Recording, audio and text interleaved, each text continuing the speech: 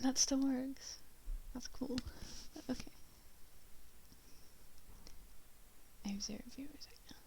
That's fine.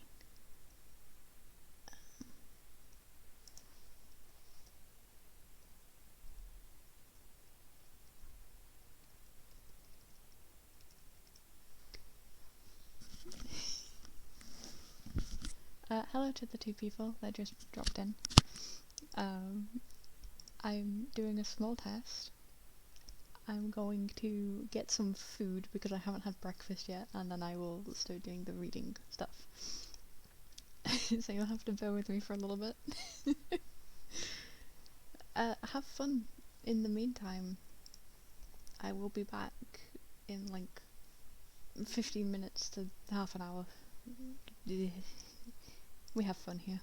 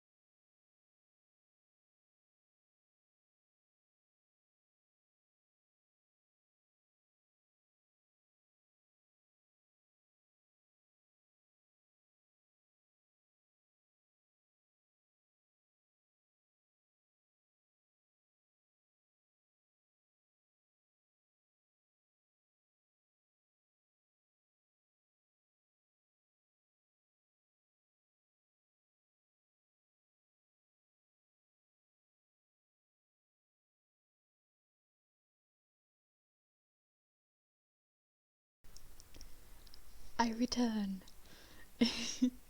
with breakfast in me. So this is my first reading stream. I'll be reading The Book of Lost Things by John Connolly because it is quite literally my all-time favourite book ever of all time.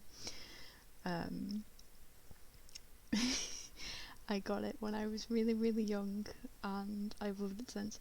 I loved it so much that I did the cursed folding the corner of the page thing. This book is so old and so decrepit, like the pages are yellow. I've had it this long. It's creased in the middle. It's got like the corners are fraying because I stroke the edges of the pages when I read. So yeah, this should be fun. Hello to the 2 people who are watching, if you are actually watching. I read this a little bit ago, and I think the page that I was on and the bookmark that was in it kind of got stuck together because I hadn't picked it up in a while. But I didn't get very far in it anyway, so it's fine. I might have a bit of a tired voice because I woke up like an hour ago, but a friend, a regular in my streams wanted me to do this, so I'm keeping that promise. Otherwise, she would probably kill me. Right.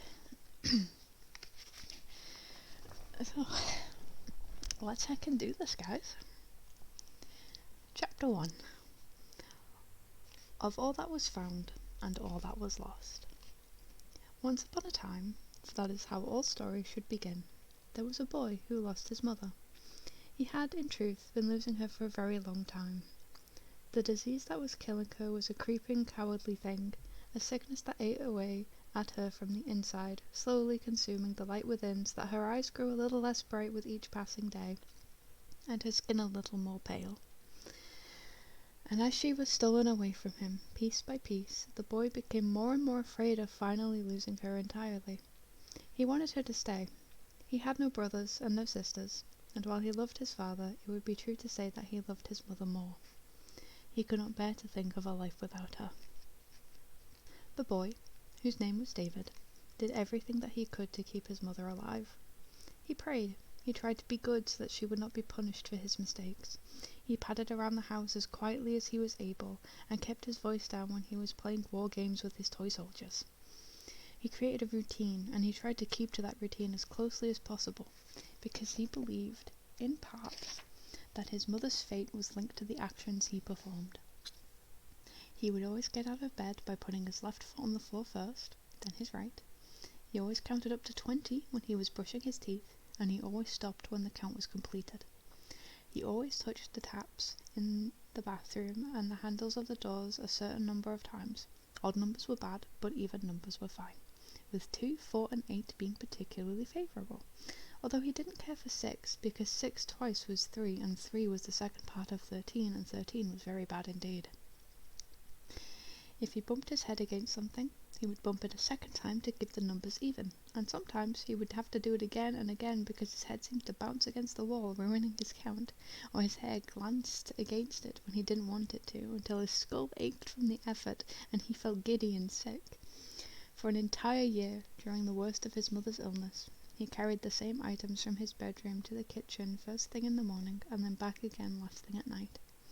A small copy of Grimm's Selected Fairy Tales and a dog-eared magnet comic.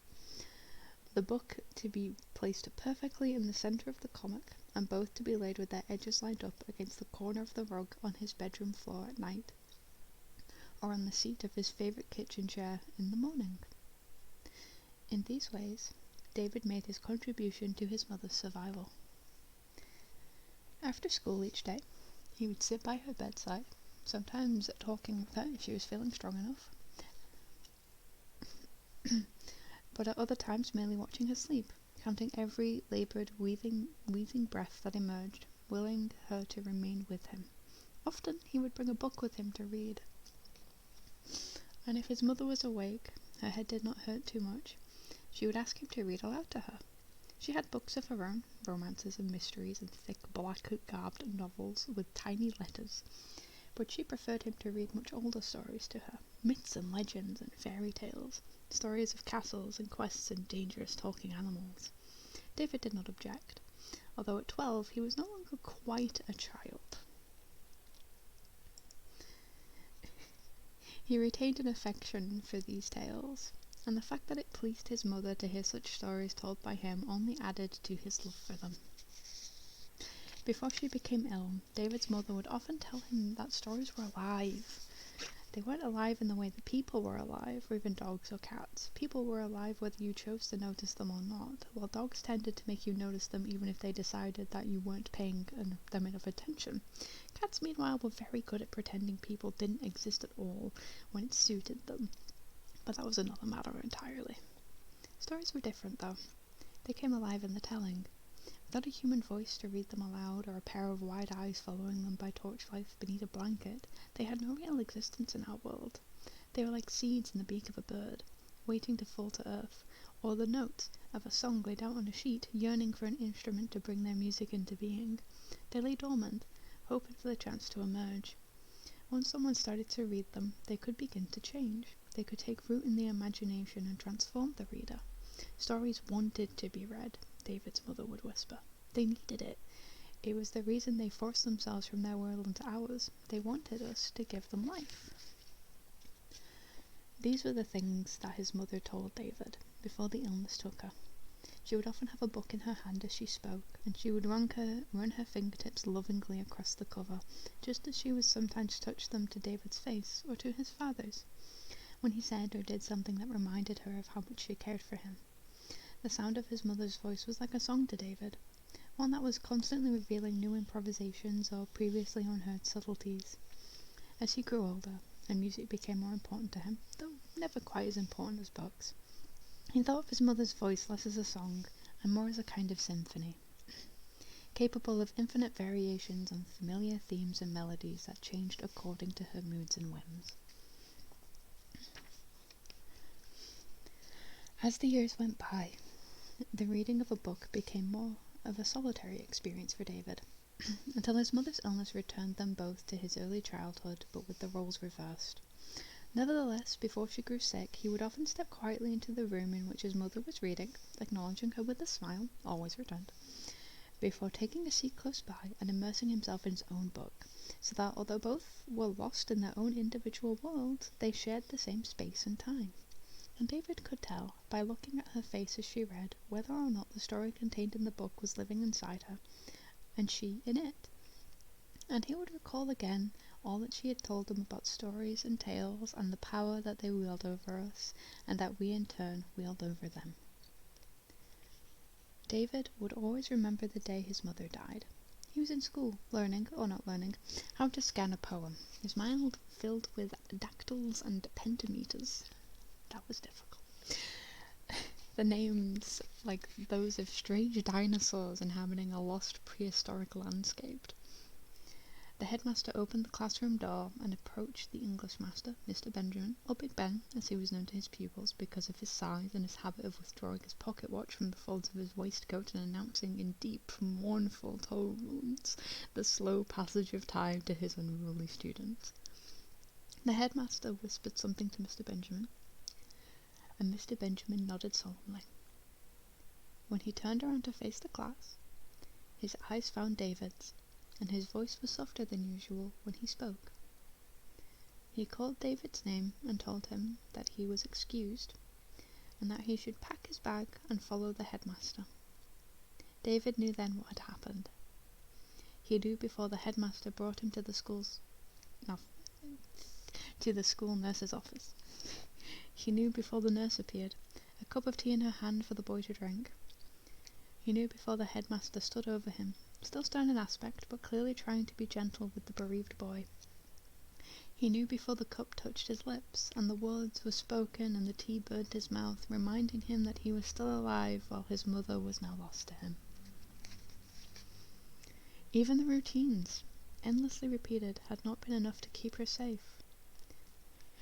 He wondered later if he had failed to do one of them properly, if he had somehow miscounted that morning, or if there was an action he could have added to the many that might have possibly changed things. It didn't matter now. She was gone. He should have stayed at home. He'd always worried about her when he was in school, because if he was away from her then he had no control over her existence. The routines didn't work in school. They were harder to perform, because the school had its own rules and its own routines. David had tried to use them as a substitute, but they weren't the same, now his mother had paid the price. It was only then that David, ashamed of his failure, began to cry. Sweetie, no, it's not your fault.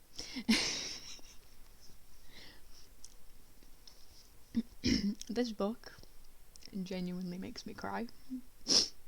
I'm not crying now, don't worry. The days that followed were a blur of neighbours and relatives, of tall, strange men who rubbed his hair and handed him a shilling, and big women in dark dresses who held David against their chests while they wept and flooded his sentence with the smell of perfume and mothballs.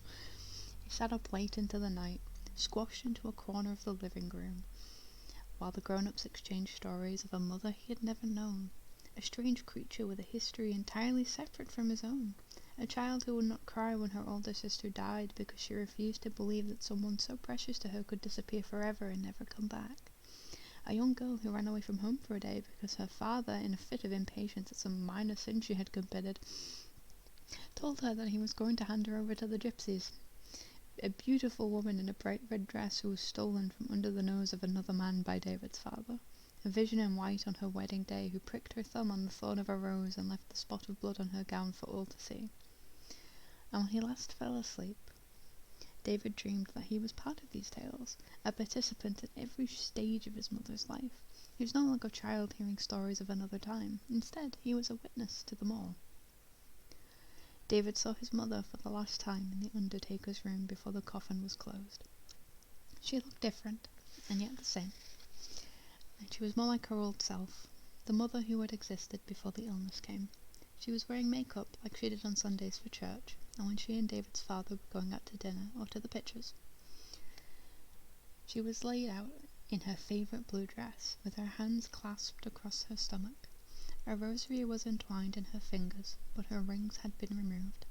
Her lips were very pale. David stood over her and touched his fingers to her hand. She felt cold and damp. His father appeared beside him. They were the only ones left in the room. Everyone else had gone outside. A car was waiting to take David and his father to the church.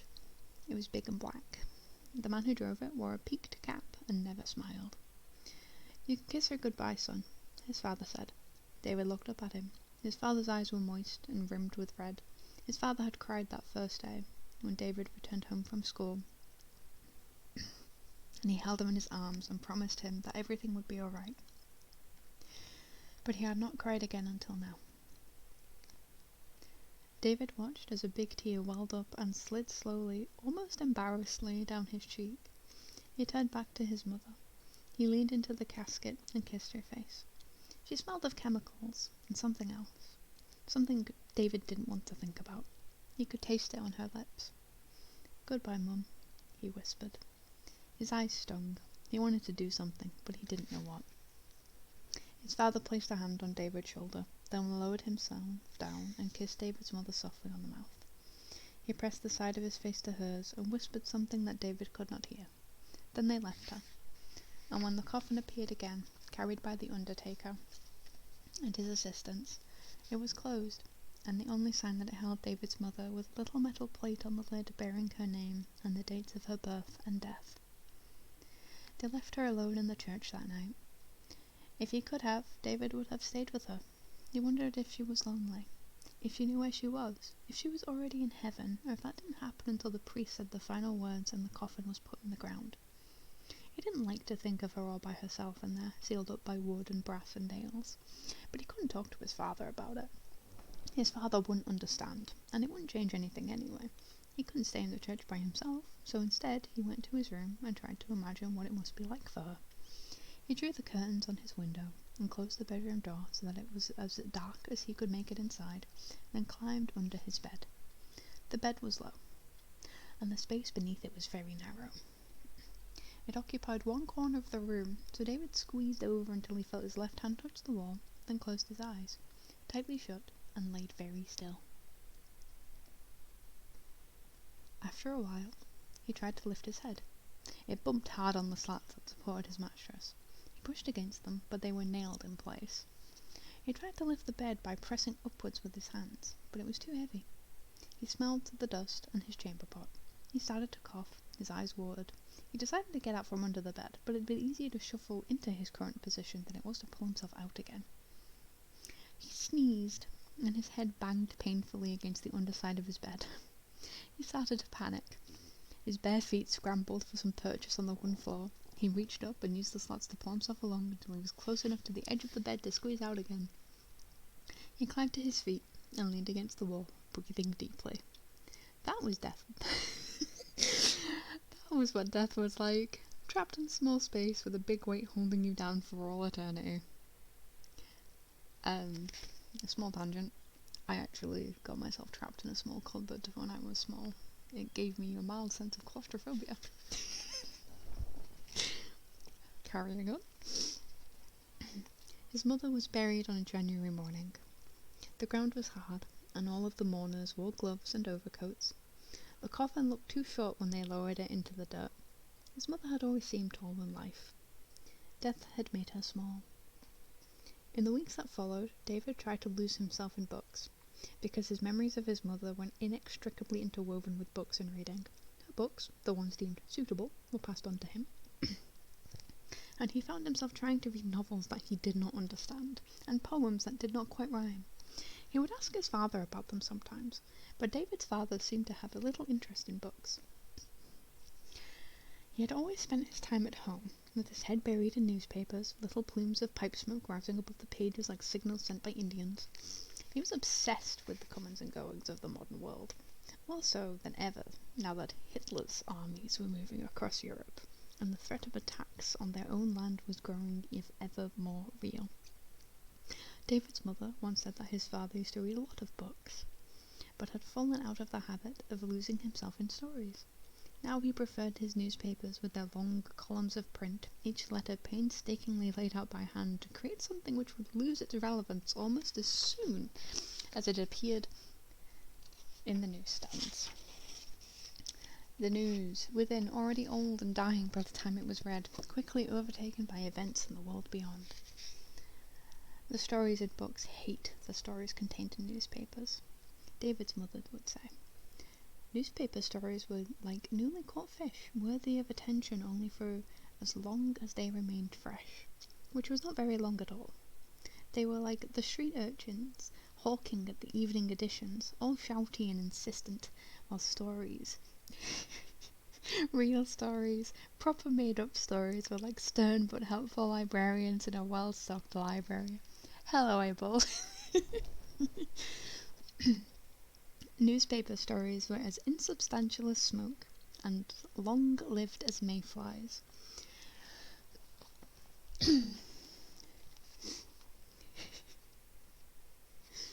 They did not take root, but were instead like weeds that crawled along the ground, stealing the sunlight from more deserving tales.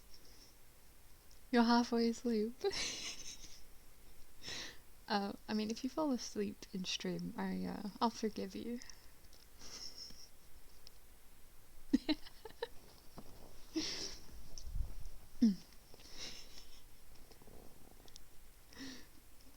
Fantastic. I still have my starting soon thing up, but it's mostly just because it has the chat in it, so I could see it when I look up.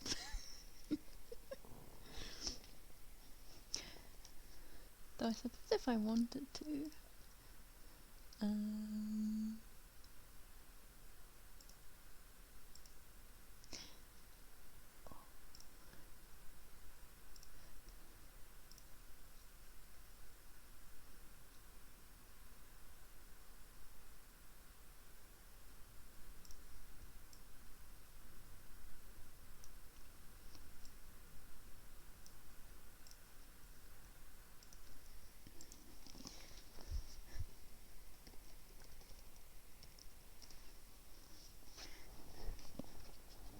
Let's see if this works.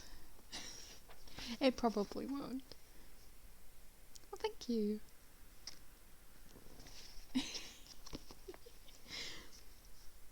Well, I should probably continue. I'm gonna have a drink first, though, actually, because my throat is a little bit hurty. I haven't had to talk this much in a while.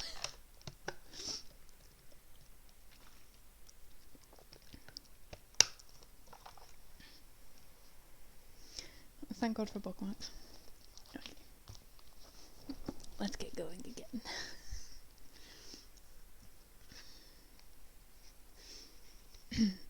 David's father's mind was always occupied by shrill, competing voices, each one silenced as soon as he gave it his attention, only for its clamour to be instantly replaced by another.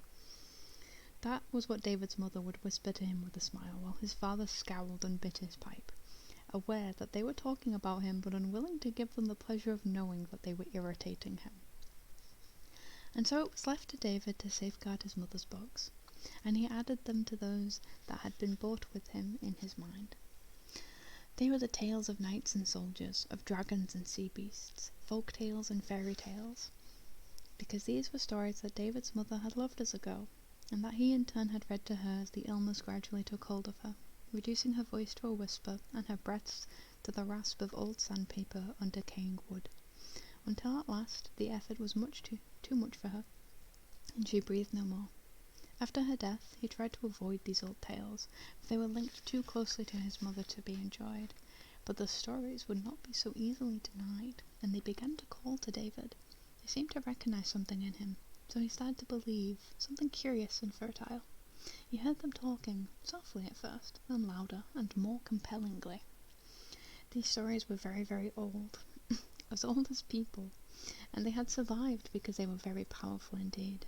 These were the tales that echoed in the head long after the books that contained them were cast aside. They were both an escape from reality and an alternative reality themselves. They were so old and so strange, they had found a kind of existence independent of the pages they occupied. The world of the old tales existed parallel to ours, as David's mother had once told him, but sometimes the wall separating the two became so thin and so brittle that the two worlds started to blend into each other. That was when the trouble started. That was when the bad things came. That was when the crooked man began to appear to David.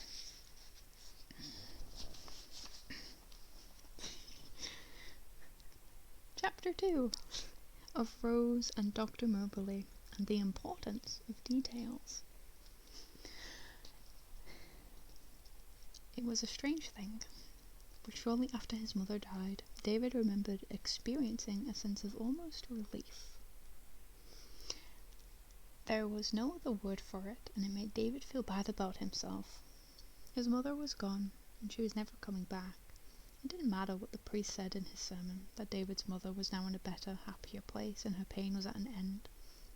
It didn't help when he told David that his mother would always be with him, even if he couldn't see her.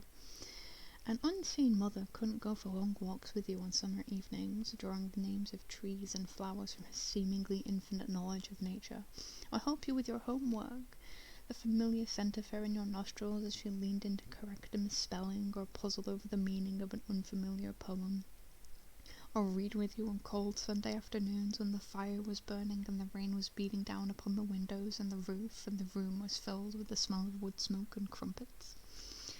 But then David recalled that, in those final months, his mother had not been able to do any of those things. The drugs that the doctor gave her made her groggy and ill. She couldn't concentrate, not even on the simplest of tasks, and she certainly couldn't go for long walks. Sometimes, toward the end, David was not even sure that she knew who he was anymore. She started to smell funny. Not bad, just odd, like old clothes that hadn't been worn in a very long time. During the night she would cry out in pain, and David's father would hold her and try to comfort her. When she was very sick, the doctor would be called. Eventually she was too ill to stay in her own room, and an ambulance came and took her to a hospital that wasn't quite a hospital because nobody ever seemed to get well and nobody ever went home again. Instead, they just got quieter and quieter, until at last there was only total silence and empty beds where they used to lie. The not quite hospital was a long way from their house, but David's dad visited every other evening after he returned home from work, and he and David had eaten their dinner together. David went with him in their old Ford 8 at least twice a week, even though the journey back and forth left him with very little time for himself once he had completed his homework and eaten his dinner. It made his father tired too, and David wondered how he found the energy to get up each morning, make breakfast for David, see him off to school before heading to work, come home, make tea, help David with any homework that was proving difficult, visit David's mother, return home again, kiss David goodnight, and then read the paper for an hour before taking himself off to bed. Once, David had woken up in the night, his throat very dry, and he had gone downstairs to fetch a drink of water. He heard snoring in the sitting room, and looked to find his father asleep in his armchair, the paper fallen apart around him, and his head hanging unsupported off the edge of the chair. Long words. Yes. It was 3 o'clock in the morning. David hadn't been sure what to do, but in the end he woke his father up because he remembered how he himself had once fallen asleep awkwardly on the train on a long journey, and his neck had hurt for days afterwards. His father had looked a little surprised and just slightly angry at being woken up, but he still roused himself from the chair and gone upstairs to sleep. Still, David was sure that it wasn't the first time he'd nodded off like that, fully clothed and nowhere near his bed. It's actually 3 a.m. for you. How are you still alive? I die at 3 a.m.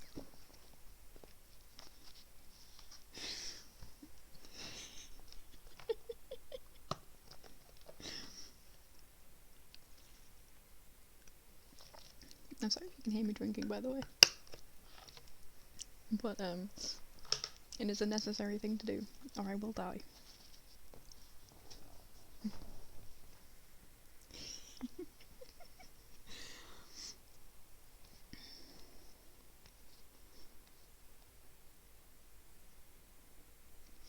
So,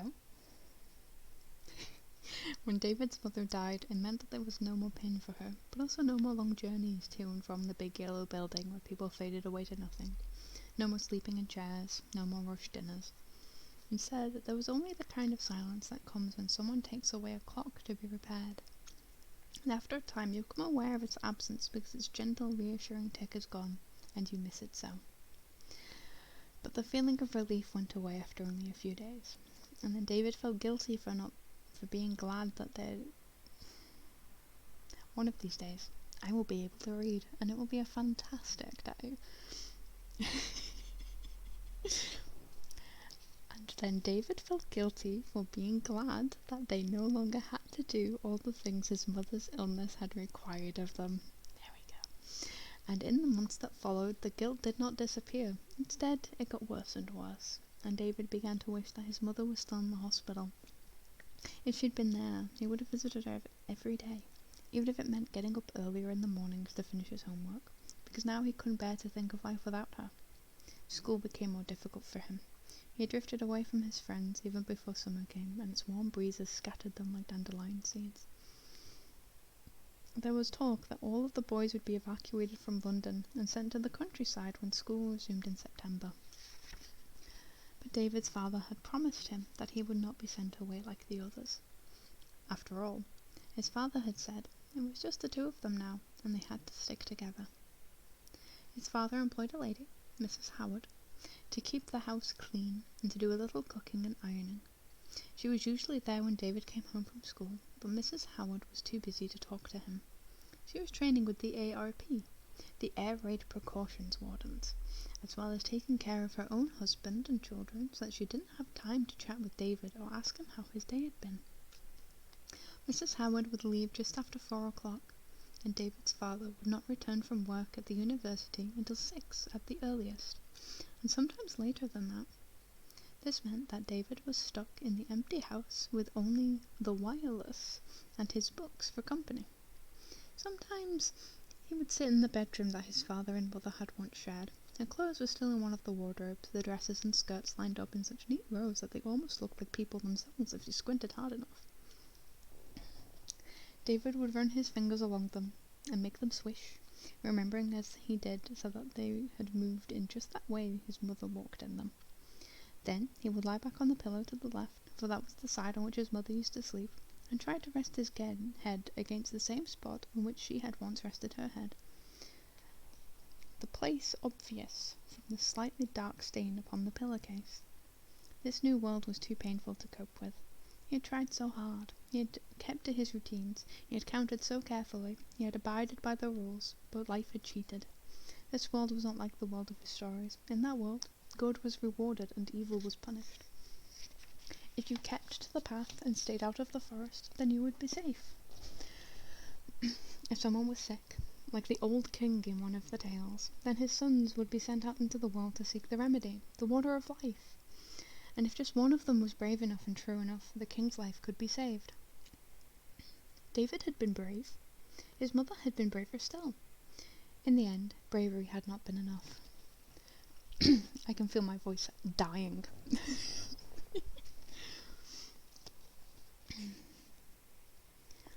This was a world that did not reward it. The more David thought about it, the more he did not want to be a part of such a world. He still kept to his routines, although not quite as rigidly as he once did.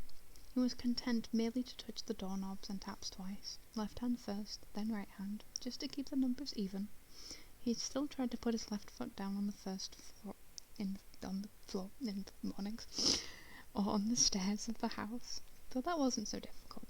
He wasn't sure what would happen now if he didn't adhere to the rules to some degree. He supposed that it might affect his father. Perhaps, in sticking to his routines, he had saved his father's life, even if he hadn't quite managed to save his mother.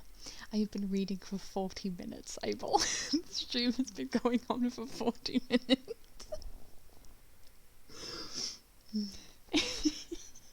I've gone through like the entirety of chapter 1. And my voice is dying. Doesn't help.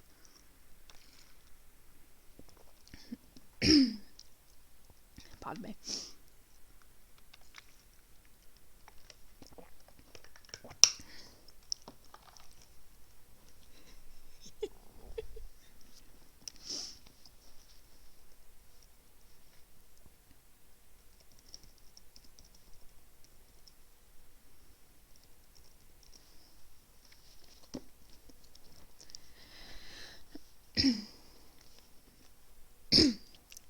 Gosh darn.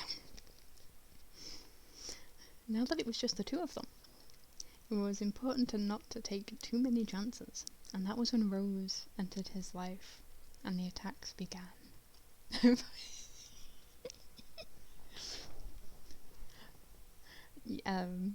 If you fall asleep, I won't blame you.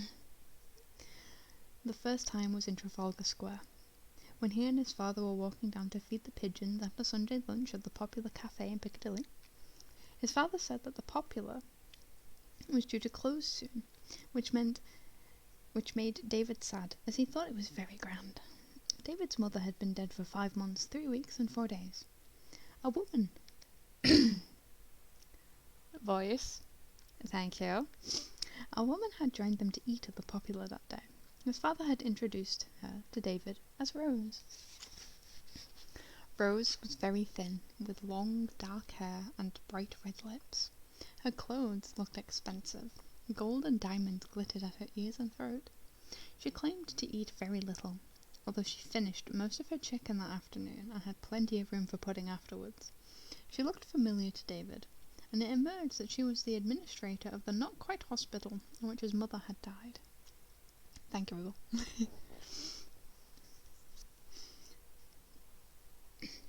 His father told David that Rose had looked after his mother really, really well, although not, David thought, well enough to keep her from dying. Who is this lost, sassy child? Rose tried to speak with David about school and his friends, and what he liked to do with his evenings, but David could barely manage to respond. He didn't like the way that she looked at his father, or the way that she called him by his first name. He didn't like the way that she touched his hand when he said something funny or clever. He didn't even like the fact that his father was trying to be funny and clever with her to begin with. It wasn't right. Rose held onto his father's arms as they strolled from the restaurant David walked a little ahead of them, and they seemed content to let him go. He wasn't sure what was happening, or that was what he told himself.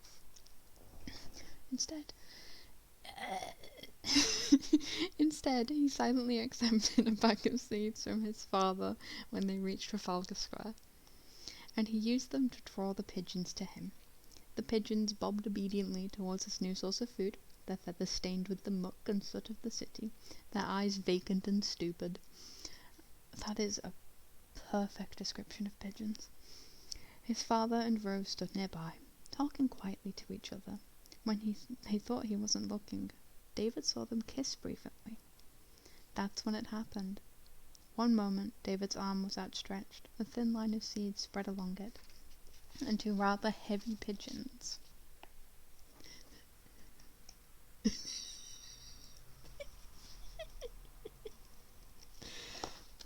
I'm not going to read the whole book. I'm probably going to get up to chapter 3 maybe.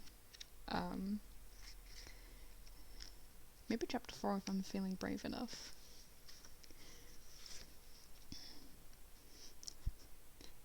Heavy pigeons. Pecking away at his sleeve. The next, he was lying flat on the ground. His father's coat beneath his head, the curious onlookers, and the odd pigeon staring down at him. Fat clouds scudding behind their heads like blank thought balloons. His father told him that he had fainted, and David supposed that he must be right. Except there were now voices and whispers in his head where no voices and whispers had been before, and he had a fading memory of a wooded landscape and the howling of wolves.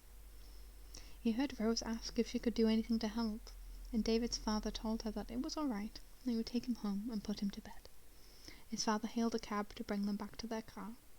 Before he left, he told Rose that he would telephone her later. That night, as David lay in his room, the whispers in his head were joined by the sound of the books.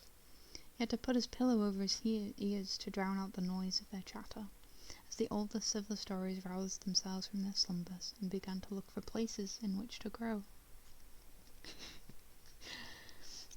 Dr. Mobley's office was in a terraced house on a tree-lined street in the centre of London, and it was very quiet.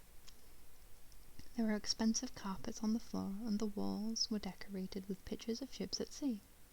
An elderly secretary with very white hair sat behind a desk in the waiting room, shuffling papers, typing letters, and taking phone calls. David sat on a big sofa nearby, his father beside him. A grandfather clock ticked in the corner, and David and his father didn't speak. Mostly it was because the room was so quiet that anything they said would have been overheard by the lady behind the desk, but David also felt that his father was angry with him. There had been 2 more attacks since Trafalgar Square, each one longer than the last, and each leaving David with more strange images in his mind. A castle with banners fluttering from the walls, a forest filled with trees that bled redly from their bark, and a half-glimpsed figure, hunched and wretched, who moved through the shadows of this strange world, waiting. David's father had taken him to see their family doctor, Dr. Benson, but Dr. Benson had been unable to find anything wrong with David. He sent David to a specialist at a big hospital, who shone lights in David's eyes and examined his skull. He asked David some questions, then asked David's father many more, some of them concerning David's mother and her death. David had been told to wait outside while they talked, and when David's father came out, he looked angry. That was how he ended up at Dr. Mobley's office. Dr. Mobley was a psychiatrist. A buzzer sounded beside the secretary's desk, and she nodded to David and his father. "You can go in now," she said. "Off you go," said David's father. "Aren't you coming with me?" said David. David's father shook his head, and David knew that he had already spoken with Dr. Mobley, perhaps over the telephone. "He wants to see you alone. Don't worry, I'll be here when you're finished." David followed the secretary into another room. It was bigger and grander than the waiting room, furnished with soft chairs and couches. The walls were lined with books, although they were not books like the ones David read. David thought that he could hear the books talking amongst themselves when he arrived, but he couldn't understand most of what they were saying. But they spoke very slowly, as if what they had to impart was very important, or the person to whom they were speaking was very stupid. Some of the books appeared to be arguing amongst themselves in blah blah blah tones, the way experts sometimes talked on the wireless when they were addressing one another, surrounded by other experts whom they were trying to impress with their intelligence. The books made David very uneasy. A small man with grey hair and a grey beard sat behind an antique desk that looked too big for him. He wore rectangular glasses with a gold chain to keep them from losing them. A red and black bow tie was knotted tightly at his neck, and his suit was dark and baggy. "Welcome," he said. "I'm Dr. Mobley. You must be David." David nodded. Dr. Mobley asked David to sit down, then flicked through the pages of a notebook on his desk, tugging on his beard while he read whatever was written on them. When he had finished, he looked up and asked David how he was. David said he was fine. Dr. Mobley asked him if he was sure. David said that he was reasonably sure. Dr. Mobley said David's dad was worried about him. He asked David if he missed his mum. David didn't answer. Dr. Mobley told David that he was worried about David's attacks, and they were going to try and find out together what was behind them. Dr. Mobley gave David a box of pencils and asked him to draw a picture of a house. David took a lead pencil and carefully drew the walls and the chimney, then put in some windows and a door, before he set to work adding little curved slates to the roof. He was quite lost in the act of drawing slates when Dr. Mobley told him that was quite enough. Dr. Mobley looked at the picture, then looked at David. He asked David if he hadn't thought of using coloured pencils. David told him that the drawing wasn't finished, and that once the tiles were added to the roof he planned to colour them red. Dr. Mobley asked David, in the very slow way that some of his books spoke, why the slates were so important. David wondered if Dr. Mobley was a real doctor. Doctors were supposed to be very clever. Dr. Mobley didn't seem terribly clever. Very slowly, David explained that without slates on the roof, the rain would get in. In their way, they were just as important as the walls. Dr. Mobley asked David if he was afraid of the rain getting in. David told him that he didn't like getting wet. It wasn't so bad outside, especially if you were dressed for it, but most people didn't dress for rain indoors. Dr. Mobley looked a bit confused. Next, he asked David to draw a tree. Again, David took the pencil, painstakingly drew the branches, then proceeded to add little leaves to each one. He was on only the third branch when Dr. Mobley asked him to stop again. This time, Dr. Mobley had the kind of expression on his face that David's father sometimes had when he managed to finish the crossword in a Sunday paper, short of standing up and shouting, "Aha!" with his finger pointed in the air, the way mad scientists did in cartoons. He couldn't have looked more pleased with himself. Dr. Mobley then asked David a lot of questions about his home, his mum, and his dad. He asked again about the blackouts, and if David could remember anything about them. How did he feel before they happened? Did he smell anything strange before he lost consciousness? Did his head hurt afterwards? Did his head hurt before? Did his head hurt now?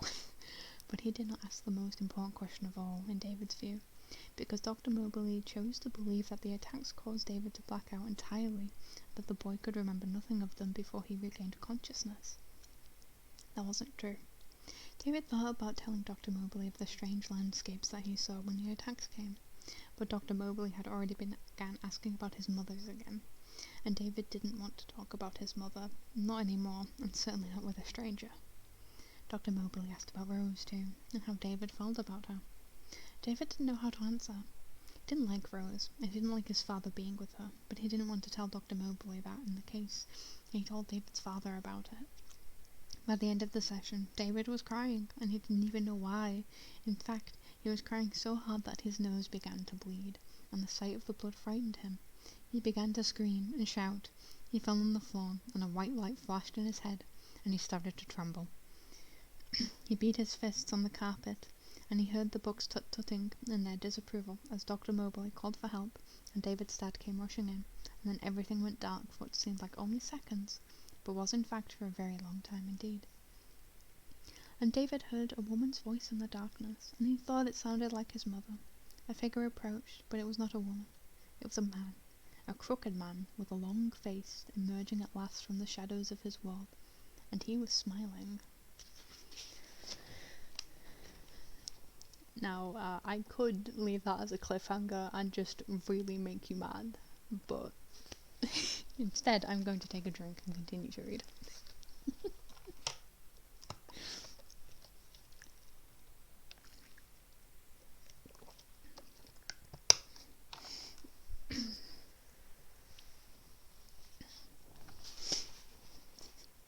Chapter 3. Of the new house, the new child, and the new king. This is how things came to pass. Rose was pregnant. His father told David as they ate chips by the Thames, boats bustling by and the smell of oil and seaweed mixing in the air. It was November 1939.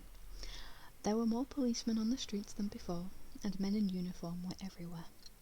Sandbags were piled against windows, and great lengths of barbed wire lay coiled around like vicious springs.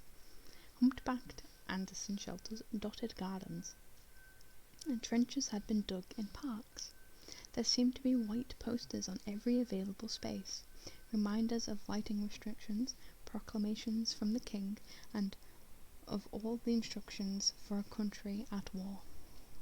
Most of the children David knew had by now left the city, thronging train stations with little brown luggage labels tied to their coats, on their way to farms and strange towns. Their absence made the city appear emptier and increased the sense of nervous expectancy that seemed to govern the lives of all who remained. Soon the bombers would come, and the city was shrouded in darkness at night to make their task harder. The blackout made the city so dark that it was possible to pick out the craters of the moon, and the heavens were crowded with stars.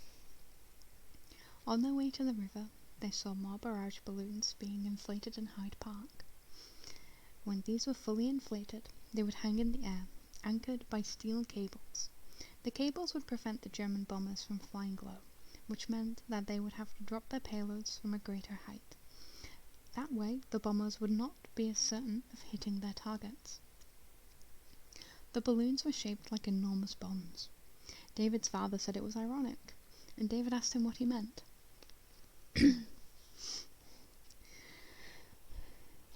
His father said it was just funny that something that was supposed to protect the city from bombs and bombers should look like a bomb itself. David nodded. He supposed that it was strange. He thought of the men in the German bombers, the pilots trying to avoid the anti-aircraft fire from below. One man crouched over the bomb site while the city passed beneath him. He wondered if he ever thought of the people in the houses and the factories before he released the bombs.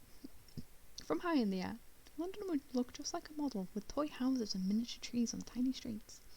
Maybe that was the only way you could drop the bombs, by pretending that it wasn't real, that nobody would burn and die when they exploded below. David tried to imagine himself in a bomber, a British one, perhaps a Wellington or a Whitley, flying over a German city, bombs at the ready. Would he be able to release the load? It was war after all. The Germans were bad. Everybody knew that. They had started it. It's like a playground fight. If you really started it, then you were to blame, and you couldn't really complain about what happened afterwards. David thought that he would release the bombs, but he wouldn't think about the possibility that there may be people below. There would just be factories and shipyards, shapes in the darkness, and everyone employed in them would be safely tucked up in bed when the bombs fell and blew apart their places of work. A thought struck him. Dad, if the Germans can't aim properly because of the balloons, then their bombs could just drop anywhere, right? I mean, they'll be trying to hit factories, won't they? But they won't be able to, so they'll just let them go and hope for the best. They're not going to go home and come back another night just because of the balloons. David's father didn't reply for a moment or two. I don't think they care, he said at last. They want people to lose their spirit and their hope. If they blow up aeroplane factories or shipyards along the way, then so much the better. That's how a certain type of bully works. He softens you up before going in for the killer blow. He sighed. We need to talk about something, David. Something important. They had just come from another session with Dr. Mobley, during which David was asked again if he missed his mother. Of course he missed her. It was a stupid question. He missed her, and he was sad because of it. He didn't need a doctor to tell him that. He had trouble understanding what Dr. Mobley was saying most of the time anyway. partly because the doctor used words that David didn't understand, but mostly because his voice was now almost entirely drowned out by the dronings of the books on his shelves. The sounds made by books had become clearer and clearer to David. He understood that Dr. Mobley couldn't hear them the way that he could. Otherwise, he couldn't have worked in his office without going mad. Sometimes, when Dr. Mobley asked a question, of which the books approved, they would all say, in unison, like a male voice choir practicing a single note. And if he said something of which they disapproved, they would mutter insults at him. Charlatan, poppycock, the man's an idiot. One book, with the name Jung engraved on its cover in gold letters, grew so irate that it toppled itself from the shelf and lay on the carpet, fuming. Dr. Mobley looked quite surprised when it fell. David was tempted to tell him what the book was saying, but he didn't think it would be a very good idea to let Dr. Mobley know that he had heard books talking. David had heard of people being put away because they were wrong in the head. David didn't want to be put away. Anyway, he didn't hear the books talking all of the time now. It was only when he was upset or angry. David tried to stay calm, to think about good things as much as he could, but it was hard sometimes, especially when he was with Dr. Mobley, or Rose. Now he was sitting by the river, and his whole world was about to change again. You're going to have a little brother or sister, David's father said. Rose is going to have a baby. David stopped eating his chips. They tasted wrong. He felt pressure building in his head. For a moment he thought he might topple from the bench and suffer another one of his attacks, but somehow he made himself stay upright. Are you going to marry Rose? He asked. I expect so, said his father. David had heard Rose and his father discussing the subject the previous week, when Rose had come to visit and David was supposed to be in bed. Instead, he sat on the stairs and listened to them talking. He did that sometimes, although he always went to bed when the talking ceased and he heard the smack of a kiss or Rose laughing in a low, throaty way. The last time he had listened, Rose had spoken about people, and how those people were talking. He didn't like what they were saying. That was when the subject of marriage came up, but David didn't hear any more because his father left a room to put the kettle on, and David only barely avoided being seen on the stairs. He thought his father might have suspected something, because he came upstairs to check on David moments later. He kept his eyes closed, and pretended to be asleep, which seemed to satisfy his father, but David was too nervous to go back the stairs again. I just want you to know something, David, his father was saying to him. I love you, and that will never change, no matter who else we share our life with. I loved your mum too, and I'll always love her, but being with Rose has helped me a lot these last few months. She's a nice person, David. She likes you. Try to give her a chance, won't you? David didn't reply. He swallowed hard. He had always wanted a brother or sister, but not like this. He wanted it to be with his mum and dad.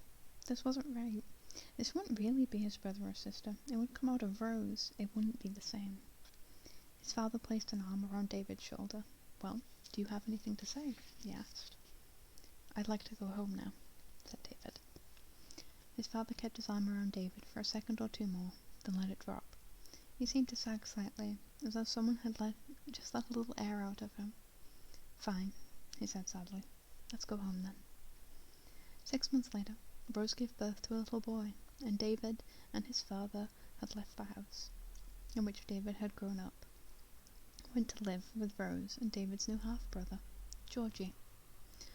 Rose lived in a great big old house northwest of London, 3 stories high, with large gardens at front and back and forest surrounding it. The house had been in her family for generations, according to David's father, and it was at least 3 times as big as their own house. David had not wanted to move at first, but his father had gently explained the reasons to him. It was closer to his new place of work. Because of the war, he was going to have to spend more and more time there. If he lived closer to it, he would be able to see David more often, and perhaps even come home for lunch sometimes. His father also told David that the city was going to become more dangerous, and that out here they would all be a little safer. The German planes were coming, and while David's father was sure that Hitler would be beaten in the end, things were going to get much worse before they got better. David was not entirely sure what his father now did for a living. He knew that his dad was very good at maths, and that he had been a teacher at a big university until recently. Then, he had left the university and gone to work for the government in an old country house outside the city. There were army barracks nearby, and soldiers manned the gates that led to the house and patrolled its grounds. Usually, when David asked his father about his work, he would just tell him that it involved checking figures for the government.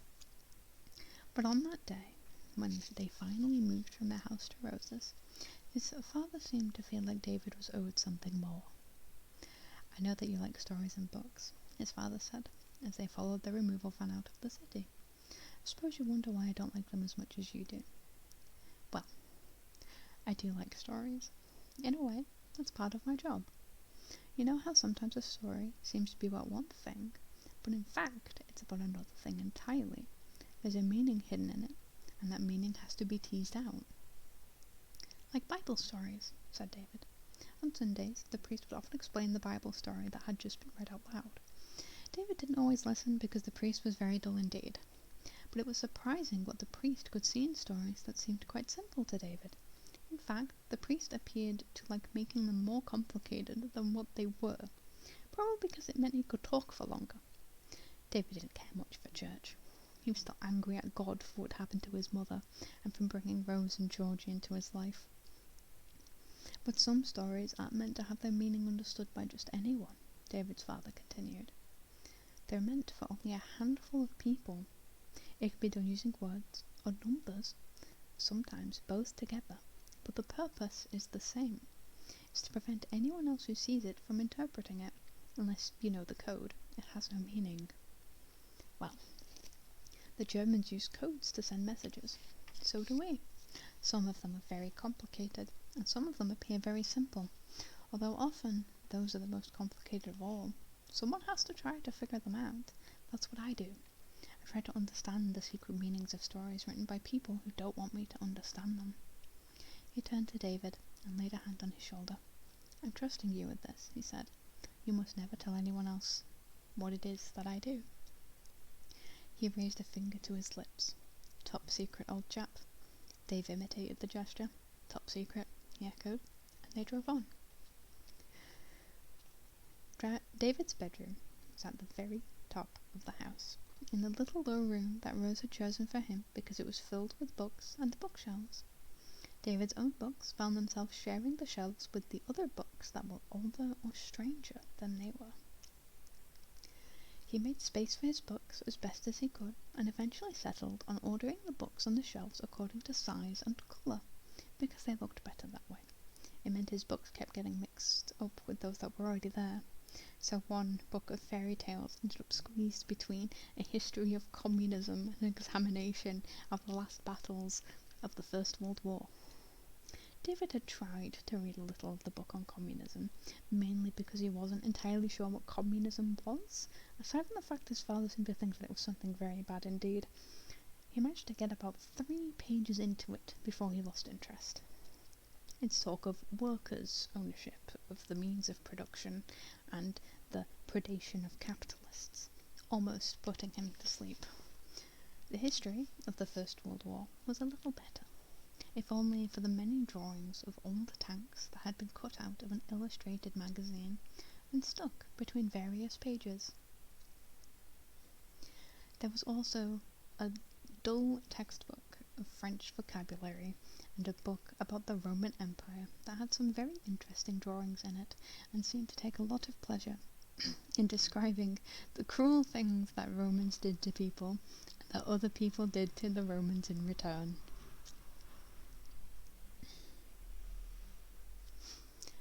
David's book of Greek myths, meanwhile, was the same size and colour as the collection of poetry nearby, and he would sometimes pull out the poems instead of the myths. Some of the poems weren't too bad once he gave them a chance.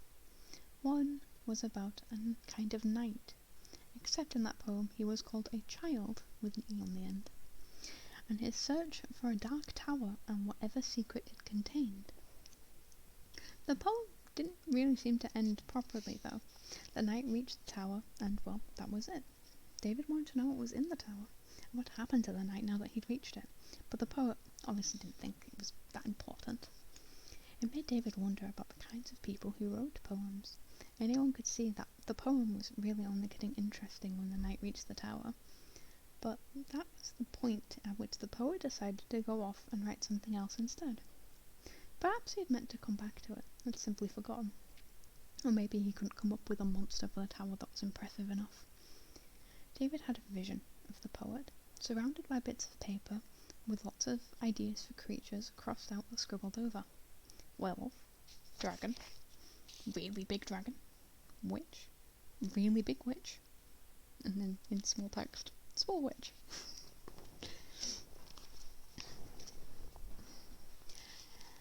David tried to give a form to the beast at the heart of the poem, but found that he could not. It was more difficult than it appeared, for nothing quite seemed to fit. Instead, he could only conjure up a half-formed being that crouched in the cobwebbed corners of his imagination, where all the things that he feared curled and slithered upon one another in the darkness. David was aware of a change in the room as soon as he began to fill the empty spaces on the shelves. There were books looking and sounding uneasy beside these other works from the past.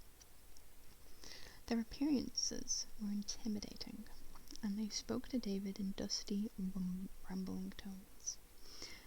The older books were bound in calfskin and leather, and some of them contained knowledge that had been long forgotten, or that was found to be incorrect as science and the process of discovery uncovered new truths. The books that held this old knowledge had never come to terms with this diminution of their worth. They were now lower than stories, for stories were intended at some level to be made up and untrue. But these other books had been born for greater things. Men and women had worked hard on their creation, filling them with the sum total of all that they knew and all that they believed about the world. That they were misguided, and the assumptions they made were now largely worthless, was almost impossible for the books to bear. A great book claimed that the end of the world, based on a close examination of the Bible, would occur in 1783, had largely retreated into madness, believing that the present date was any later than 1782. For to do so would be to admit that its contents were wrong, and that its existence therefore had no purpose beyond that of a mere curiosity. A slim work on the current civilization of Mars, written by a man with a large telescope and an eye that discerns the path of canals where no canals had ever flowed, gabbled constantly about how the Martians had retreated below the surface and were now building great engines in secret. It currently occupied a position among a number of books on sign language for the deaf, which fortunately could not hear anything that was being said to them. But David also discovered books that were similar to his own. There were thick, illustrated volumes of fairy stories and folk tales, the colours still rich and full within.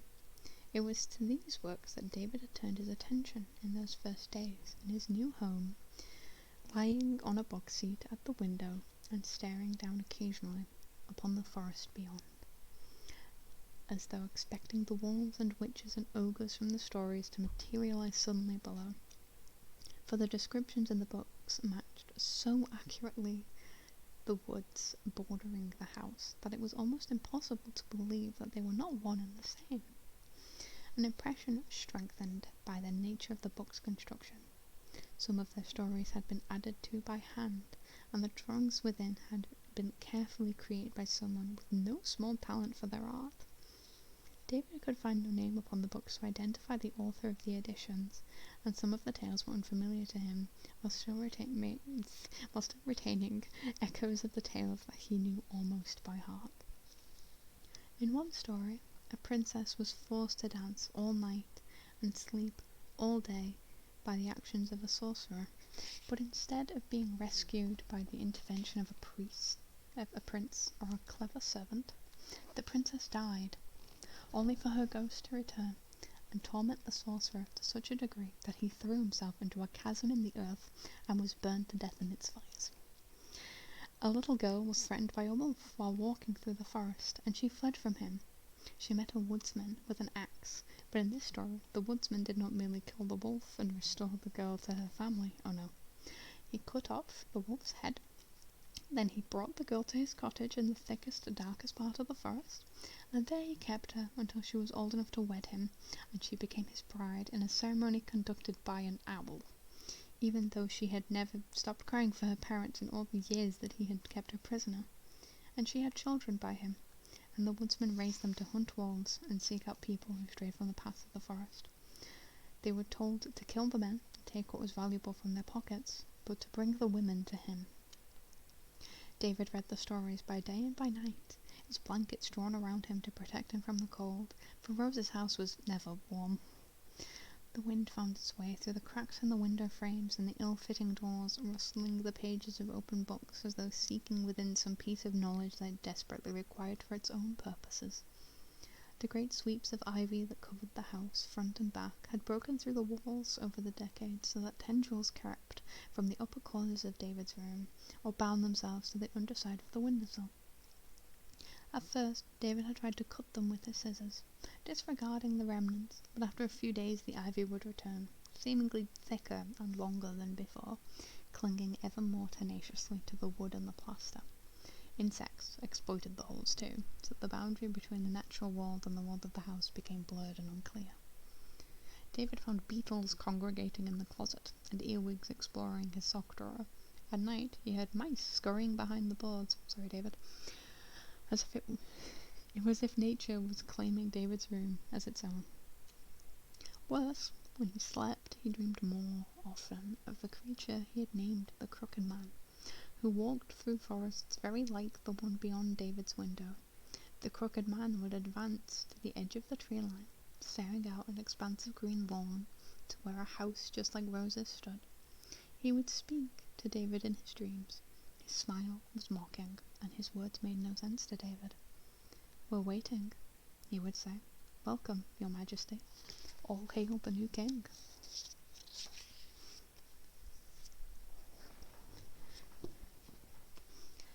Chapter 4. Of Jonathan Tulvey and Billy Golding and men who dwell by the railway tracks. David's room was curious in its construction. The ceiling was quite low and rather higgledy-piggledy, sloping in places where it should not have sloped, and providing ample opportunity for industrious spiders to spin their webs. On more than one occasion, David, in his urge to explore the darker corners of the bookshelves, had found himself wearing strands of spider silk in his face and hair, causing the web's creator to scuttle into a corner and crouch balefully, lost in thoughts of arachnoid revenge. There was a wooden toy box in one corner of the room, and a large wardrobe in the other. Between them stood a chest of drawers with a mirror on top. The room was painted light blue, so that on a bright day it seemed like part of the world outside, especially with the ivy poking through the walls and the occasional insect providing food for the spiders. The single small window overlooked the lawn and the woods. If he stood on his box seat, David could also see the spire of a church and the roofs of the houses in the nearby village.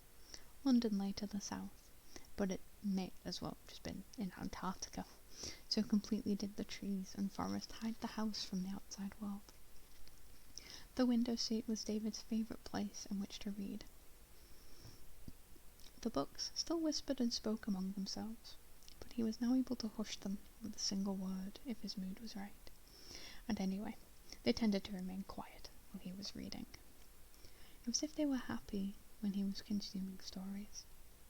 It was summer once again, so David had plenty of time to read. His father had tried to encourage him to make friends with the children who lived nearby, some of them evacuees from the city, but David did not want to mix with them, and they in turn saw something sad and distant in him that kept them away. Instead, I lost my place, like immediately. Don't worry about it, I'll find it. Instead, the books took their place. The old books of fairy tales in particular, so strange and sinister with their handwritten editions and new paintings, had increased David's fascination with these stories. They still reminded him of his mother, but in a good way. And whatever reminded him of his mother equally helped to keep Rose and her son, Georgie, at a distance. When he was not reading, the seat gave him a perfect view of one of the property's other curiosities, the sunken garden set into the lawn close where the trees began. It looked like an empty swimming pool, with a set of 4 stone steps leading down to a rectangle of green, bordered by a flagstoned pathway. While the grass was regularly mown by Mr. Briggs, the gardener, who came every Thursday to tend to the plants and lend nature a helping hand when necessary, the stone parts of the sunken garden had fallen into disrepair. There were large cracks in the walls, and in one corner the stonework had crumbled away entirely, leaving a gap big enough for David to squeeze through, if he had chosen to do so. David had never gone further than poking his head in, though. The space beyond was dark and musty, filled with all kinds of hidden, scurrying things. David's father had suggested that the sunken garden might make a suitable site for an air raid shelter if they decided it should ever become necessary, but so far he had only managed to start piling sandbags and sheets of corrugated iron in a now garden shed, much to the annoyance of Mr. Briggs, who now had to navigate his way around them every time he wanted to reach his tools. The sunken garden became David's own place outside the house, especially when he wanted to get away from the whispering of the books or from Rose's well-intentioned but unwelcome intrusions into his life. David's relations with Rose were not good. While he tried to always be polite, as his father had asked him to be, he did not like her, and he resented the fact that she was now part of his world. It was not merely that she had taken, or was trying to take, the place of his mother, although that was bad enough. Her attempts to cook meals that he liked for dinner, despite the pressures of rationing, irritated him. She wanted David to like her, and that made him dislike her even more. But David believed that her presence also distracted his father from the memory of David's mother. He was forgetting about her already, so tied up he was with Rose and their new baby. Little Georgie was a demanding child. He cried a lot, and always seemed to be ailing, so that the local doctor was a regular visitor to the house. His father and Rose had doted on him, even as he deprived them of sleep almost every night, leaving them both short-tempered and weary. The result was that David was increasingly left to his own devices, which made him both grateful for the freedom offered by George, and resentful of the lack of attention to his own needs. In any case, it gave him more time to read, and that was no bad thing. But as David's fascination with the old books grew, so too did his desire to find out more about their former owner, for they had clearly belonged to someone who was just like him. At last, he found a name, Jonathan Tulvey, written inside the covers of 2 books, and he was curious to learn something about him. So it was that one day, David swallowed his dislike of Rose, and went down to the kitchen where she was working. Mrs. Briggs, the housekeeper and wife of Mr. Briggs, the gardener, was visiting her sister in the Eastbourne, so Rose was taking care of the chores for the day. From outside came the clucking of hens in the chicken run. David had helped Mr. Briggs to feed them earlier, and to check the vegetable garden for damage from rabbits, and the run for any holes that might allow a fox to enter. The week before, Mr. Briggs had trapped and killed a fox near the house using a snare. The fox had almost been decapitated by the trap, and David had said something about feeling sorry for it. Mr. Briggs had scolded him, pointing out that one fox would kill every hen they had, if he managed to get into the run. But David had still been troubled by the sight of the dead animal, its tongue caught between its small, sharp teeth, and its fur torn from where it tried to pry itself free from the snare. David made himself a glass of Borwick's lemon barley, before sitting at the head of the table, and asking Rose how she was. Rose stopped washing the dishes, and turned around to speak with him, her face bright with pleasure and surprise. David had planned to try very hard to be nice, in the hope of finding out more from her, but Rose, used to any conversation with him that didn't centre on food or bedtime, or was not conducted in surly monosyllables, immediately embraced the chance to build bridges between them. So David's acting abilities were not stretched very far. She dried her hands on a dishcloth and took a seat beside him. "I'm fine, thank you," she said. "A little tired, what with Georgie and all, but that will pass. It's been a little strange this last while.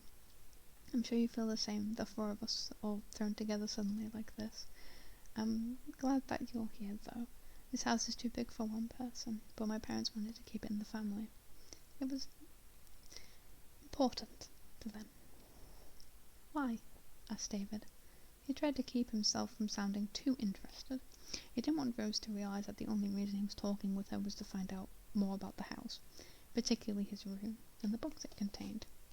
"Well," she said, "this house has been in our family for a very long time. My grandparents built it and lived in it with their children. They hoped it would stay in the family and that there would always be children living in it. Some of them." "Oh, did they own the books in my room?" asked David. "Some of them," said Rose. "Others belonged to their children, my father, his sister, and—" She paused for a moment. "Jonathan?" suggested David, and Rose nodded. She looked sad. "Yes, Jonathan. Where did you learn his name?" "It was written in some of the books. I was wondering who he was." "He was my uncle, my father's older brother, although I never met him. Your room was once his bedroom, and a lot of those books were his. I'm sorry if you don't like them. I thought it would be such a nice room for you. I know it's a little dark, but it had all those shelves and, of course, the books. I should have been more thoughtful." David looked puzzled. "But why? I do like it, and I like the books too." Rose turned away. "Oh, it's nothing," she said. "It doesn't matter." "Oh," said David. "Please tell me." Rose relented. "Jonathan disappeared. He was only 14. It was a long time ago. And my parents kept his room exactly as it had always been because they hoped that he would come back to them. He never did. Another child disappeared with him, a little girl. Her name was Anna, and she was the daughter of one of my grandfather's friends. He and his wife died in a fire, and my grandfather took Anna to live with his family instead. Anna was 7. My grandfather thought it would be a good idea for Jonathan to have a little sister, for Anna to have a big brother to take care of her. Anyway, they must have wandered off and, I don't know. Something happened to them and they were never seen again. It was just very, very sad. They searched for them for so long. They looked in the woods and the river, and they asked after them in all of the nearby towns. They even went to London and placed drawings and descriptions of them anywhere that they could, but nobody ever came forward to say that they had seen them. In time, they had 2 more children, my father and his sister, Catherine, but my grandparents never forgot Jonathan, and never stopped hoping that he and Anna might someday come home. My grandfather, in particular, never recovered from their loss. He seemed to blame himself for what happened. I suppose he thought he should have protected them. I think he died young because of it. When my grandmother was dying, she asked my father not to disturb the room, but to leave the books in their place just in case Jonathan should ever return. She never lost hope. She cared about Anna too, but Jonathan was her eldest son. I don't think a day went by when she didn't stare out the window of her bedroom in hope of seeing him walk up the garden path, older but still her son, with some wonderful tale to tell of his disappearance. My father did as she asked. He left the books as they were, and later, after my father or mother died, so did I. I always wanted a family of my own, and I suppose I just felt that Jonathan so loved his books that he would have liked to think that someday there may be another little boy or girl in there who would appreciate them, instead of them being left to decay unread. Now it's your room, but if you'd like us to move you to another one, we can. There's lots of space. What was Jonathan like? Did your grandfather ever tell you about him? Rose thought. Well, I was as curious about him as you are, and I would ask my grandfather about him. I made quite a study of him, I suppose. My grandfather said that he was very quiet. He liked to read, as you can tell, just like you. It's funny, in a way. He loved fairy stories, but they scared him too. Yet the ones that scared him the most were the ones that he most liked to read. He was afraid of wolves. I remember my grandfather telling me that once. Jonathan would have nightmares in which wolves were chasing him. And not just ordinary wolves, because they came from the stories that read. They could speak. They were clever. The wolves of his dreams, and dangerous. My grandfather tried to take his books away, and the nightmares were so bad. But Jonathan hated being without them, so my grandfather would always relent in the end and return them to him. Some of the books were very old. They were old when Jonathan owned them. I suppose a few of them might have even been valuable, except someone else had written in them once upon a time. There were stories and drawings that didn't belong, but grandfather thought that it might have been the work of a man who sold them to him. He was a bookseller in London, a strange man. He sold a lot of books for children, but I don't think he liked children very much. I think he just liked scaring them. Rose was staring out the window now, lost in memories of her grandfather and her missing uncle. My grandfather went back to that bookshop after Jonathan and Anna disappeared. I suppose he thought that people who had children of their own would come buy books there, and perhaps either they or their children might know something about the missing pair. But when he got to the street in question, he found that the bookshop was gone. It was boarded up. Nobody lived or worked there anymore, and no one could tell him what happened to the old little man who owned it. Perhaps he died. It was very odd, my grandfather said. Very old and very odd. The doorbell rang, breaking the spell of harmony between David and Rose. It was the postman. Rose went to greet him. When she returned, she asked David if he would like something to eat, but David said no. He was already feeling angry with himself for lowering his defences against Rose, even if he had learned something as a result.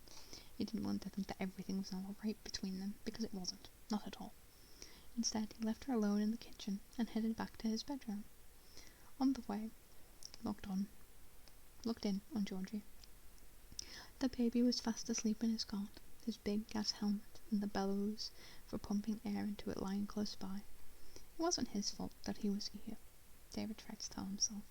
He didn't ask to be brought into the world. Still, David couldn't rouse himself to care terribly for him, and something tore inside him each time he saw his father holding the new arrival. It was like a symbol of all that was wrong, and all that had changed. After his mother had died, it had just been David and his father, and they had become closer as a result, because they only had each other to rely upon. Now his father had Rose too, and a new son. But David, well, he didn't have anyone else. It was just himself. David left the baby and returned to his garret, where he spent the rest of the afternoon flicking through Jonathan Dolby's old books. He sat at the window and thought that Jonathan had sat in the seat once upon a time. He had walked in the same hallways, had eaten in the same kitchen, played in the same living room, and even slept in the same bed as David. Perhaps, somewhere back in time, he was still doing all of those things, and both David and Jonathan were now occupying the same space but at different stages in history. So Jonathan had passed like an unseen ghost through David's world, unaware that he shared his bed each night with the stranger. The thought made David shiver, but it also gave him pleasure to think that the two boys were so much alike, might somehow share a connection. He wondered what could have happened to Jonathan and to the little girl Anna. Perhaps they had run away, although David was old enough to understand that there was a great deal of difference between the kind of running away that happened in storybooks and the reality of what would face a boy of 14 with a girl of 7 in tow. It wouldn't have taken them long to become tired and hungry if something had made them run away, to regret what they had done. David's father had told them if he ever got lost, he was to find a policeman, or ask a grown-up to find one for him. He wasn't to approach men who were by themselves, though. He was always asked after a lady, or a man and a woman together, preferably ones with a child of their own. You couldn't be too careful, his father would say. Is that what happened to Jonathan and Anna? Had they talked to the wrong person, someone who didn't want to help them get home, but instead had spirited them away, hiding them in a place where no one would ever find them? Why would someone do that? As he lay on his bed, David knew there was an answer to that question. Before his mother had finally left for the not-quite hospital, he had heard her discussing with his father the death of a local boy named Billy Golding, who had disappeared on his way home from school one day. Billy Golding didn't go to David's school, and he wasn't one of David's friends, but David knew what he looked like because Billy was a very good footballer who played in the park on Saturday mornings. People said that a man from Arsenal had spoken to Mr. Golding about Billy joining the club when he was older, but someone else said that Billy had just made that up, and it wasn't true at all. Then, Billy went missing, and the police came to the park 2 Saturdays in a row to talk to anyone who might know about something about him. They spoke to David and his father, but David couldn't help them, and after that second Saturday, the police didn't come back to the park again. Then, a couple days later, David heard in school that Billy Golding's body had been found down by the railway tracks. That night, he got ready for bed, and he heard his mother and father talking in their bedroom, and that was how he learned that Billy had been naked when he was discovered, and that police had arrested a man who lived with his mother in a clean little house not far from where the body was found. David knew from the way they were talking that something very bad had happened to Billy before he died, something to do from the man from the clean little house. David's mother had made a special effort that night to walk from her room in order to kiss David. She hugged him very tightly and warned him about talking to strange men. She told him that he must always come straight home from school, and if a stranger ever approached him and offered sweets or promised to give him a pigeon for a pet if he would just go for him, that David was to keep on walking as fast as he could. And if the man tried to follow, then David was to go up to the first house that he came to and tell them what was happening. Whatever else he did, he must never ever go with the stranger, no matter what the stranger said. David told her that he would never do that. A question came to him as he made the promise to his mother, but he did not ask it. She looked worried enough as it was, and David didn't want to worry so much that she wouldn't even let him go out to play. But the question stayed in his mind, even after she turned out the light, and it was left in the darkness of his room. The question was, but what if he made me go with him? Now, in another bedroom, he thought of Jonathan Tolby and Anna, and wondered if a man from a clean little house, a man who lived with his mother and kept sweets in his pockets, had made them go down with him to the railway tracks. And there, in the darkness, he had played with them in his way. That evening at dinner, his father was talking about the war again, and it still didn't feel as if there was a war on to David. All of the fighting that was happening was far away. Even if they did get to see some of it on newsreels when they went to the pictures, it was a lot duller than David had expected. War sounded quite exciting, but the reality, so far, had been very different. True, squadrons of Spitfires and Hurricanes often passed over the house. There were always dogfights over the Channel. German bombers had been carrying out repeated raids on airfields to the south, even dropping bombs on St. Gall's, Cripplegate, in the East End, which Mr. Briggs described as typical Nazi behaviour, but which David's father explained rather less emotively as a botched effort to destroy the Thameshaven oil refinery. Nevertheless, David felt removed from it all, and it wasn't as if it was happening in his own back garden. In London, people were taking items from crashed German planes and souvenirs, and even though nobody was supposed to approach the wrecks, the Nazi pilots who bailed out provided regular excitement for the citizenry. Here, even though they were barely 50 miles from London, it was all very sedate. His father folded the Daily Express behind his plate. The newspaper was thinner than it used to be, down to 6 pages. David's father had said that was because they'd started rationing paper. The Magnet had stopped printing in July, depriving David of Billy Bunter. And there was still Boy's Own paper every month, which David always filed carefully alongside his aircraft and of the fighting power books. "Will you have to go and fight?" David asked his father once dinner was over. "No, I shouldn't think so," his father replied. "I'm more used to the war effort where I am." "Top secret," said David. His father smiled at him.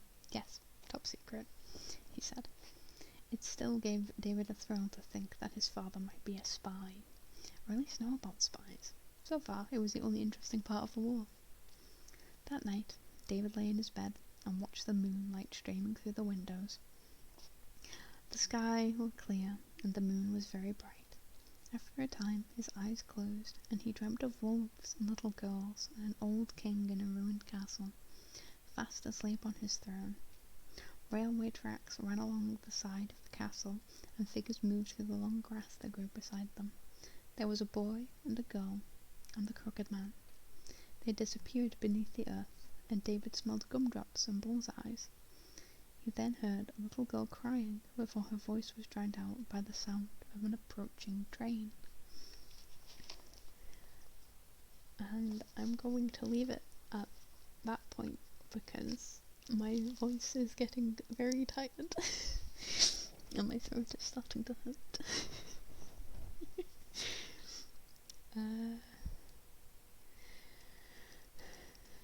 So, I mean, it says thanks for watching, but really it's more of a thanks for being here while I read stories until almost 12 o'clock midday. I'll probably end up holding another one. I can't leave it just at chapter 5 for you. So, I will try and make this a thing that I do on my days off from work, where I get up and I do some reading.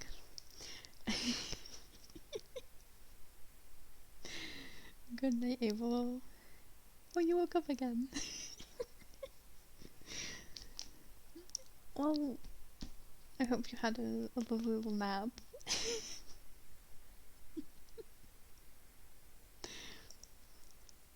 Thank you. I will probably end up doing this again, not tomorrow, but the day after, so on the 9th. I'll put it in my stream schedule, so if any of you want to hear the next few chapters, I might try and do 5 chapters at a time, depending on how my voice feels. But yeah, I'll put it on my stream schedule, so you can all, pop a little alert for it. If you haven't followed already, please, it does help. And also it means you'll actually get notified when I pop on to start streaming again. I don't just do reading streams, I do play games too. Time to take some cough drops. I'm going to chug a gallon of honey. You're already following me, Abel. You can't follow me a second time, even though I wish you could. That would be lovely.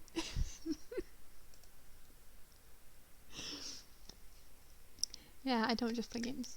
I also read and do other such nonsense.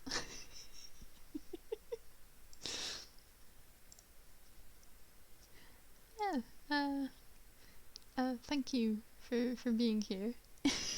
And Abel, please go to sleep. I am begging you, sweetie. Go sleep. You need it.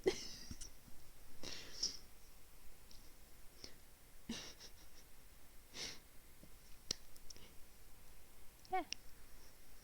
I will see you all next time. Enjoy the rest of your days or your nights. Go to sleep if you have to. Remember to stretch and drink some water or juice or your non-alcoholic beverage of choice.